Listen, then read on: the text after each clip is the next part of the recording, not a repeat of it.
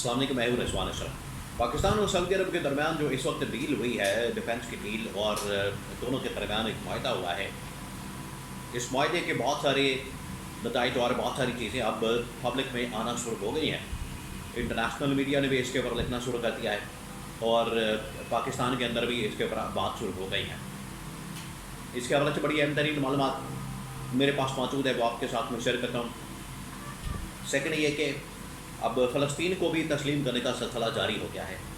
فلسطین کو ایکسیپٹ کیا جا رہا ہے، مانا جا رہا ہے، اس کو ایک ریاست کے طور پر تسلیم کر کے اس کے ساتھ تعلقات بحال کیے جا رہے ہیں۔ کس کس ملک نے فلسطین کے ساتھ تعلقات کو بحال کیا ہے اور کس ملک کے ساتھ تعلقات فلسطین کے بحال ہو گئے ہیں، اس کے بارے میں بڑی اہم ترین معلومات، بہت اہم ترین۔ نمبر 3 کے اوپر میں آپ کے ساتھ خبر شیئر کروں گا، وادی تیرہ کے اندر کیا ہو رہا ہے۔ پچھلے 1-2 دن سے بات ہو رہی ہے، سوشل میڈیا کے اوپر بات کی جا رہی ہے، اور جو مین اسٹریم میڈیا مکمل طور پر خاموش ہے۔ وہاں پر ہو کیا رہا ہے؟ آپریشن ہو رہا ہے، بمباری ہو رہی ہے، طالبان کے خلاف ہو رہا ہے، پبلک کے خلاف ہو رہا ہے، کس کے خلاف ہو رہا ہے؟ اس کے بارے میں بڑی اہم ترین معلومات میرے پاس موجود ہے، وہ آپ کے ساتھ میں شیئر کرتا ہوں۔ تو سب سے پہلے وادی تیرہ سے شروع کرتے ہیں۔ عمران خان نے ایک بار نہیں کئی مرتبہ یہ کے پی گورنمنٹ کو کہا ہے، علی امین گنہ پور کو۔ دیکھیے، آج علی امین گنہ پور کو عمران خان نے وارننگ دے دی ہے۔ عمران خان نے علی امین گنہ پور کو بتا دیا کہ اپنے گورنمنٹ کے حالات ٹھیک کرو، گورنمنٹ کے معاملات کو ٹھیک کرو، اور سیلاب زدگان کی طرف توجہ دو، اور یہ جو وادی تیرہ کے اندر یا جو بارڈر کے علاقے ہیں، یہاں پر جو آپریشن ہو رہا ہے، ان کو کسی طرح سے روکو۔ اگر یہ نہیں روک پاتے تو یہ تمہاری گورنمنٹ کے لیے بڑا نقصان دہ ہوتا ہے۔ یہ عمران خان نے علی امین گنہ پور کو کہا ہے کہ اگر تم یہ روک نہیں سکتے، اس کے اوپر کام نہیں کر سکتے، اس کو مینج نہیں کر سکتے، تو پھر تمہارے لیے مسئلہ ہوگا۔ آج دیکھیں وہ مسئلہ بن گیا۔ آپ ذرا امیجن کریں، اس بات کو سوچیں 2 منٹ کے لیے، کیوں بار بار عمران خان ان کو آگاہ کر رہا تھا کہ یہاں پر آپ نے آپریشن نہیں کرنا، یہاں پر آپ نے آپریشن نہیں کرنا، یہاں آپ نے کسی صورت نہیں جانا، یہ آپریشن آپ کے گلے پڑ جائے گا اور اس کا نقصان ہوگا، لوگوں کو بھی نقصان ہوگا، عام آدمی کو نقصان ہوگا، اور اس کا امپیکٹ جو ہے وہ پھر گورنمنٹ کے اوپر پڑے گا۔ یہ عمران خان نے بتا دیا تھا، ان کو آگاہ کر دیا تھا، اور آپ دیکھ لو، وادی تیرہ کے اندر اب باقاعدہ طور پر وہاں پر آپریشن لانچ ہوا ہے۔ وہاں پر اب بمباری کی جا رہی ہے، جہازوں کے ذریعے، ہیلی کاپٹرز کے ذریعے فائرنگ کی جا رہی ہے، لوگوں کو وہاں پر مارا جا رہا ہے، اور پبلک اس وقت بڑی پریشان ہے وہاں کی۔ اب تک کی رپورٹ کے مطابق تقریباً کوئی 50 لوگ وہاں پر مارے جا چکے ہیں۔ 50 لوگ، یہ کوئی چھوٹی تعداد نہیں ہے۔ وادی تیرہ کے اندر اپنے ہی لوگوں کے اوپر بمباری کر کے، اپنی ہی فوج کی جانب سے، یہ بڑی خطرناک چیز ہے۔ آپ نے اگر آپریشن کرنا ہے تو بالکل کریں، طالبان کے خلاف، جو انڈیا کے پراکسی ہے، ان کے خلاف آپریشن کرنا ہے، بالکل کریں، طالبان کو آن بورڈ لیں، ادھر سے طالبان آپریشن کریں، ادھر سے پاکستان آپریشن کرے تو ان کو کرش کر دیا جائے۔ لیکن اگر بغیر پلاننگ کے اور اس طرح سے سب کچھ ہوگا تو عام آدمی وہاں پر بیچارہ نشانہ بنے گا۔ تو یہ مسئلہ ہوگا۔ اب آگے آ جائیں اس وقت فلسطین کے اوپر۔ فلسطین کو اس وقت بہت سارے ممالک نے تسلیم کرنا شروع کر دیا ہے، اور ان کے ساتھ تعلقات کو بحال کرنے کا فیصلہ کیا، اور اس کو بحال کر بھی لیا ہے۔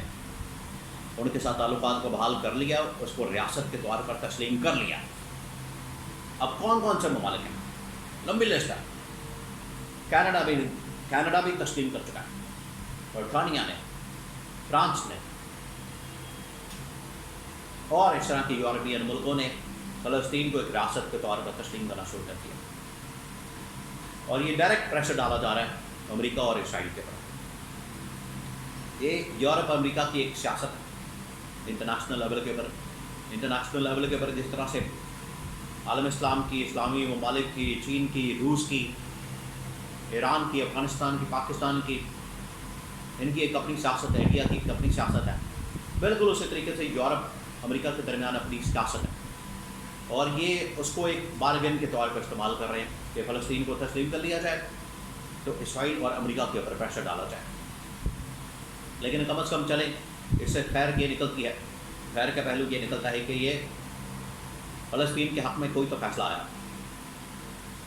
تو یہ یہاں پر اب اس کو تسلیم کیا جا رہا ہے، اس کو مانا جا رہا ہے، اس کو ایکسیپٹ کیا جا رہا ہے، اور اسرائیل کو کوئی بھی آج ماننے کے لیے تیار نہیں ہے. اور وقت کے ساتھ ساتھ اسرائیل بھی آئسولیشن کا شکار ہو رہا ہے، بالکل اسی طریقے سے انڈیا بھی آئسولیشن کا شکار ہو رہا ہے، اور امریکہ کو بھی اس وقت آئسولیشن کا سامنا کرنا پڑ رہا ہے. اب وہ ٹریڈ کے سلسلے میں، ٹریڈ کی آڑ میں ٹیرف لگائے، ٹیکس لگائے، کچھ اور کرے، اس طرح کے اقدامات کرے تو اس سے کوئی فرق نہیں پڑنے والا. اصل معاملہ یہ ہے کہ ان کے اوپر یہ پریشر پڑا ہے، فلسطین کو تسلیم کیا جا رہا ہے، اور یہ جو اس وقت معاہدہ ہوا ہے پاکستان اور سعودی عرب کے درمیان، یہ معاہدہ بڑا اہم ہے، اس کی ٹائمنگ بڑی اہم ہے، اور اس کے نتائج بھی اب آنا شروع ہو گئے ہیں. دیکھیں، اس معاہدے کے بعد جو ایک دو بڑی ڈیولپمنٹس ہوئی ہیں وہ یہ ہے کہ پاکستان کی فوج کو وہاں پر بھیجنے کا فیصلہ، اس کے علاوہ پاکستان کی فوج کے ساتھ ساتھ ایئر فورس کو وہاں پر بھیجنے کا فیصلہ، مکے اور مدینے کی جو سیکیورٹی ہے اس کو سنبھالنے کا فیصلہ، اور مزید ممالک کا اس معاہدے کے اندر شامل ہونے کا فیصلہ. یہ اب چیز سامنے آ چکی ہے کہ مزید ممالک کو اس معاہدے کے اندر شامل کیا جائے. اب ان کی جو ملٹری لیڈرشپ ہے وہ تو چلیں سمجھ آ رہی ہے، پاکستان کی فوج کے پاس، اسٹیبلشمنٹ کے پاس، اس کے سربراہ کے پاس، فیلڈ مارشل جنرل عاصم کے پاس، تو پولیٹیکل لیڈرشپ کے لیے وہاں سے پیغام آ رہا ہے تو اس کے لیے عمران خان سے بہتر کوئی شخصیت نہیں ہو سکتی. یہ اصل میں پیغام دیا جائے، یہ میسج آیا. تو اگر آپ اس جانب جاتے ہیں اور اتحاد بناتے ہیں، یہ ایک عالم اسلام کا ایک بہت بڑا اتحاد بنتا ہے، تو اس کی جو پولیٹیکل لیڈرشپ ہے، جو اس کی سیاسی لیڈرشپ ہے، وہ آپ عمران خان کے سپورٹ کرتے ہیں.